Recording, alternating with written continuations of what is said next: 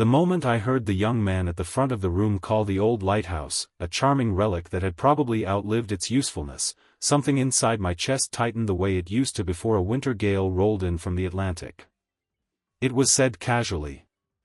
Not cruelly, not even carelessly. Just the way a person might talk about an old fence or a barn that had begun to lean. Still, the words landed heavier than he knew. The meeting was being held in the community hall on Block Island, a white wooden building that had stood through more nor'easters than most of us in that room had birthdays. Outside, the March wind pushed against the windows with that low steady pressure the ocean learns over centuries. You could hear gulls somewhere above the roof, their voices thin and sharp in the air. Inside, the room smelled faintly of coffee and damp coats. People had come because word had spread across the island that officials from the mainland wanted to talk about the future of coastal navigation infrastructure. That was the phrase printed on the flyers tacked to bulletin boards near the grocery store and ferry dock. But everyone knew what it really meant. The lighthouse. Our lighthouse. The red tower that had stood on those cliffs for longer than most of our families had lived here. I sat near the back in a folding chair that creaked whenever I shifted my weight. At my age, you learn that people tend to overlook you if you stay quiet long enough. It isn't always unpleasant. Sometimes it's a kind of freedom. The planners had set up a projector near the front of the room. Slides glowed on a pull-down screen, diagrams, cost estimates, maps showing modern GPS navigation systems that could guide ships more accurately than any beam of light. A young woman with a tidy haircut and a voice trained for meetings explained that automated systems had made traditional lighthouse operations largely obsolete. Another man, maybe 30, maybe younger, clicked to the next slide. A photograph of the lighthouse appeared on the screen. There it was. Standing tall on the bluffs above the gray Atlantic. Red brick against pale sky. He smiled politely at the room. Beautiful structure, he said. No question about that. But structurally it's aging, and functionally it's mostly symbolic at this point. Symbolic. That word floated in the air for a moment. Someone near the front nodded thoughtfully. Another official leaned toward the microphone. Modern vessels rely primarily on satellite navigation now, he explained. Which means maintaining a staffed lighthouse is no longer necessary. In many places these buildings are preserved as historical landmarks or scenic viewpoints. He paused and added with a small chuckle, they make great postcard backdrops. A few people in the room laughed politely. It wasn't mean laughter. Just the kind people give when they're trying to keep a meeting friendly. But I felt the back of my neck grow warm. Outside, the wind shifted. I could hear it pushing across the cliffs, carrying the distant roar of surf rising from the rocks far below. For a moment my mind drifted, the way it does sometimes now. I could almost smell the sea spray again. Cold salt wind moving across the grass. The heavy wooden door at the base of the lighthouse groaning open under my hand. Iron steps spiraling upward in the dark. But the meeting continued. Charts appeared showing maintenance costs. Structural assessments. Proposals to replace the lighthouse beam with smaller automated navigation markers installed along the coast. One man spoke about efficiency. Another about modernization. They were calm. Professional. Respectful even.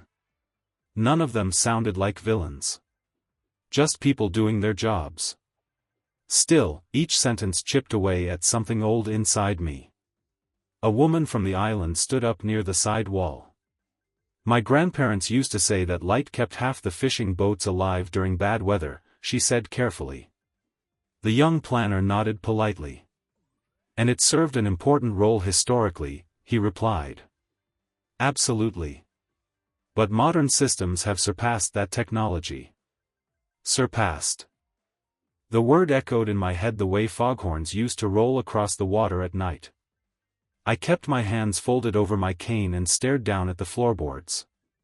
They were old pine boards, worn smooth by decades of boots and winter sand. Funny the things a man notices when he's trying not to think too hard. Another slide appeared. Option 3, the planner said, would involve converting the lighthouse into a historical site while replacing the navigation function with offshore automated beacons. The photograph showed the tower again. But in the rendering, the lantern room had been replaced with something modern and angular. I felt my stomach twist. For years, more years than I could easily count, that lantern room had been my whole world. Every night. Every storm. Every fog bank that rolled in thick as wool across the water. But nobody in the room knew that. To them I was just another gray-haired man sitting quietly near the back. The planners moved on to questions about tourism potential. Someone mentioned gift shops. Someone else talked about viewing platforms. I heard phrases like visitor experience and heritage branding. Each one made the lighthouse feel smaller. Not physically. Just, somehow lighter. As if its weight in the world had slowly faded while I wasn't paying attention. The meeting carried on for almost an hour. Eventually the moderator, an older town councilman I recognized, cleared his throat and looked around the room. "Well," he said, "before we move toward any conclusions, I'd like to ask if anyone here remembers the lighthouse back when it still had a keeper." There was a pause. Chairs creaked softly. People glanced around. A young man near the door shrugged. "I mean, that was what, before the 80s, he said." "Earlier," someone else replied. The councilman nodded slowly. "Much earlier." He leaned forward on the table. "If there are any former keepers here tonight," he said, "or folks who remember what the lighthouse meant to the island in those days, it might be worth hearing." For a moment no one moved. The planners shuffled papers. The projector hummed quietly. I could hear the wind again outside the hall, sweeping across the cliffs toward the dark Atlantic. My heart thumped harder than it had in years. Not from anger. From something closer to embarrassment. A strange thought crossed my mind. Maybe it was better to stay quiet. After all, time moves forward whether we like it or not. Lighthouses don't argue with satellites. Old keepers don't stand in the way of progress. Still. My hands tightened around the handle of my cane. I thought about the spiral staircase. The lantern glass. The slow patient turning of the great lens. And the night the fog came down so thick you couldn't see 10 yards beyond the cliffs. That was the night everything I believed about quiet responsibility became real.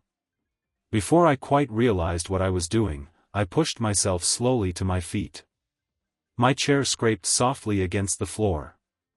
A few heads turned. The councilman squinted toward the back of the room. "Yes," he said gently. For a second I almost sat back down. But something steadied inside me. I cleared my throat. "My name's Harold Bennett," I said. My voice sounded older than I expected. I kept the light up there, for about 23 years. The room grew very still. The young planners exchanged quick, uncertain glances. I could feel the faint heat rising in my face. Not pride. Something closer to the quiet discomfort of realizing you've just revealed a part of your life nobody else thought to ask about. I rested both hands on the cane. "I'm not here to argue with anyone," I said slowly. "Technology moves on. That's the way of things."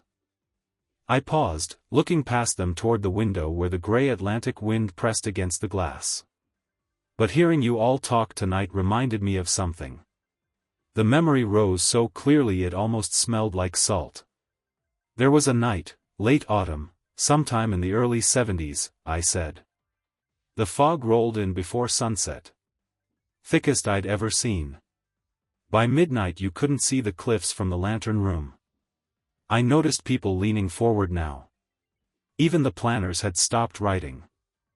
The radio crackled around 1 in the morning, I continued quietly. Fishing fleet coming back from offshore. Maybe 8 boats. Maybe 10. Hard to remember exactly. I looked down at the floor again. But I remember what the captain said. My fingers tightened slightly on the cane. He said they couldn't see the shoreline. The room stayed silent. And the fog was so heavy, they couldn't even see each other.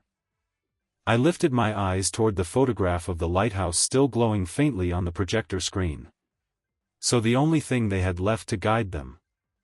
I swallowed once. Was the beam sweeping out across that dark water?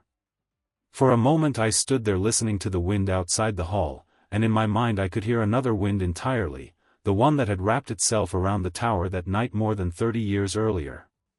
You never forget a fog like that. Fog on the Atlantic isn't soft the way people imagine it when they see it rolling across postcards. It presses in close and heavy, swallowing distance, swallowing sound, until the world feels like it has shrunk to the size of whatever lantern you're carrying. That night the fog had come down early, thick as wool. By sunset the cliffs were gone. By dark the ocean itself had disappeared. All that remained was the slow turning beam above the lantern room and the low mournful call of the foghorn drifting out over water no one could see. I shifted my weight slightly in the meeting hall and continued. Those boats had been out near Cox's Ledge, I said. Weather changed faster than expected. Fog came rolling in before they could make a straight run for harbor. The planners at the front of the room were very still now. I wasn't looking at them anymore though. I was back in the lantern room. Back where the air smelled faintly of oil and metal and salt. The great Fresnel lens had been turning slowly, the way it always did, steady, patient, the mechanism humming like an old clock that had forgotten how to stop. Outside the glass, the world had vanished. No stars. No horizon. Just gray. You learned something as a keeper, I said softly. A lighthouse doesn't shout. It doesn't panic when the sea gets ugly. It just keeps turning. Keeps sending that beam out over the water, again and again. A chair creaked somewhere in the hall. I remembered the sound of the radio that night. Sharp and crackling in the silence. At first it had only been fragments, voices breaking through static. Then one of the captains managed to hold the signal long enough to speak clearly. They couldn't see the cliffs. Couldn't see the harbor mouth. Couldn't see one another. The fog had swallowed everything. But they could see the light, I said. I closed my eyes for just a second as the memory settled back into place. The beam would sweep out across the invisible ocean, cutting through fog like a slow-moving blade. Every few seconds the darkness returned. Then the light again. Steady.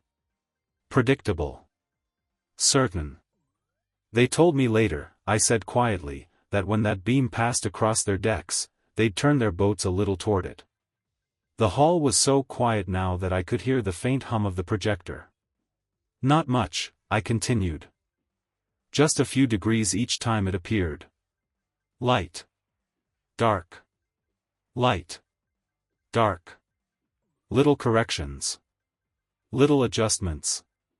A slow path back toward land. I could picture the boats even now, small fishing vessels rocking in water they couldn't see, their engines low and steady, men on deck squinting through fog toward a light that existed only a few seconds at a time. The foghorn helped, I said, but sound bends over water. Sometimes it lies to you.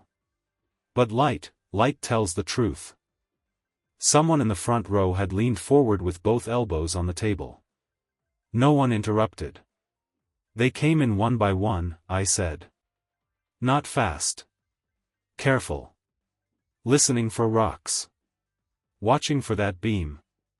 Outside the meeting hall a gust of wind rattled the window panes, and for a second it sounded almost like the sea breaking against the bluffs. I stayed in the lantern room the whole night, I said. Which wasn't unusual. Storms had a way of keeping keepers awake. Sometimes the fog thickens so badly that even the glass of the lantern begins to sweat, and you have to keep wiping it clean so the beam doesn't weaken. You learn patience doing work like that. Patience and quiet. The first boat reached the harbor around 3 in the morning, I said. I remembered watching its dim running lights finally appear through the gray. Small green and red stars trembling on invisible water. A long breath I hadn't realized I was holding had slipped out of me then. But the others were still out there. Light. Dark. Light again. The beam kept turning. One boat after another followed it home. By dawn the fog had begun to thin. Gray cliffs slowly returned to the world. The Atlantic appeared again beneath them, restless but calm enough. And the fleet was back in harbor. Safe. I opened my eyes in the meeting hall. For a moment I hadn't realized how quiet the room had become. People weren't looking at the planners anymore. They were looking at me. I didn't do anything special that night, I said. My voice came out softer now. I just did the same thing the lighthouse had always done. The words hung there a moment. Then I added, almost to myself, sometimes that's enough. I could see something shifting in the room, not dramatic, not sudden, just a subtle change in the air. The young man who had called the lighthouse symbolic earlier had lowered his eyes to the table. The woman beside him had folded her hands together. No one looked embarrassed exactly. Just thoughtful. I cleared my throat gently. Technology changes, I said. And it probably should. Satellites can guide ships through storms a lot better than an old lantern ever could. A few people nodded slowly. That's not really the point I'm trying to make. I rested both hands on the cane again. When you stand in that tower long enough, I continued, you realize something about work that nobody applauds. The room was still. You're not there for the days when the sea is calm and everyone can see the shoreline. I glanced once more toward the projected photograph of the lighthouse. You're there for the nights when no one can. For a long moment no one spoke. Even the planners looked as though they had forgotten about their slides and charts. The councilman at the table leaned back slowly in his chair. I could see something gentle in his eyes. Thank you, Mr. Bennett, he said quietly.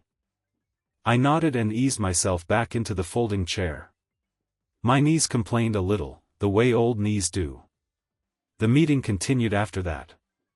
Questions were asked. Costs were discussed again. Technology was still technology. Progress was still progress. But the tone had changed in a way that's difficult to explain. No one called the lighthouse a postcard backdrop anymore. When the meeting finally ended and people began gathering their coats, several islanders came over to shake my hand. One young planner approached last. He looked nervous, like a student who had suddenly realized he'd been speaking too quickly in class. I didn't mean any disrespect earlier, he said. I know, I replied. And I did. He hesitated, then glanced toward the photograph of the tower still faintly glowing on the screen. I've never actually been inside the lighthouse, he admitted. I smiled a little. Well, I said, it's mostly just stairs. He laughed softly. But before he turned away he added, almost thoughtfully, still. I'd like to see it someday. When the hall had nearly emptied, I stepped outside into the evening. The wind had settled a bit. The cliff stretched away into the gray distance, and somewhere far out across the Atlantic a foghorn sounded, low and lonely. I stood there for a moment breathing in the salt air. The lighthouse was still up there on the bluff, its red brick dark against the sky. It didn't shine as brightly as it once had. The great lens didn't turn the way it used to. But the tower was still standing. Watching the water the way it always had. People sometimes think dignity comes from being remembered loudly. From speeches and applause and plaques bolted into stone. But that's not how it usually works. Most of the things that quietly keep the world safe never ask for attention at all. They just keep turning. Sending their light out across the dark water. And trusting that somewhere, someone who cannot see the shore will find their way home because of it.